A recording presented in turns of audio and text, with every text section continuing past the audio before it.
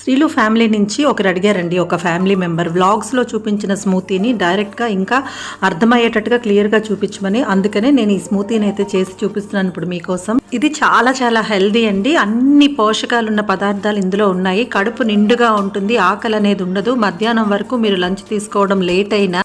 So దానికోసం ఇది banana, Apple, కీరా, వాల్నట్స్ నానబెట్టినవండి, ఆల్మండ్స్, క్యారెట్ తురుము, ఖర్జూరం, బ్లూబెర్రీస్, రెయిన్ బెర్రీస్, కివి అన్నమాట, ఆరెంజ్ పిక్కలు తీసేసి పెట్టుకోవాలి. అలాగే ఇక్కడ ఓట్స్ ని చూసారు కదా, ఇలా పెరుగులో ఒక 5 నిమిషాల ముందు నానబెట్టినా ఇలా మనకి చక్కగా పెరుగుతో కలిసిపోతుంది. ఇంకా మనకి బ్రేక్ఫాస్ట్ అక్కర్లేదు. చక్కగా దీన్ని ఇలా వేసుకొని టిప్పీస్ తీసుకొచ్చి మీకు చూపిస్తాను ఉండండి. అన్నీ రెడీగా ఉన్నాయి కదా, లేట్ చేయకుండా ఒకదాని తర్వాత ఒకటి ఓట్స్తో సహా వేసేసి కలిపి తిప్పేయండి. చక్కటి టేస్టీ స్మూతీ అయితే రెడీ అయిపోతుంది. మీరు నిజంగా ట్రై చేసి ఎలా వచ్చిందో నా కామెంట్ సెక్షన్లో పెట్టి చెప్పేసేయండి. అంతే, వీడియో బాయ్. థ్యాంక్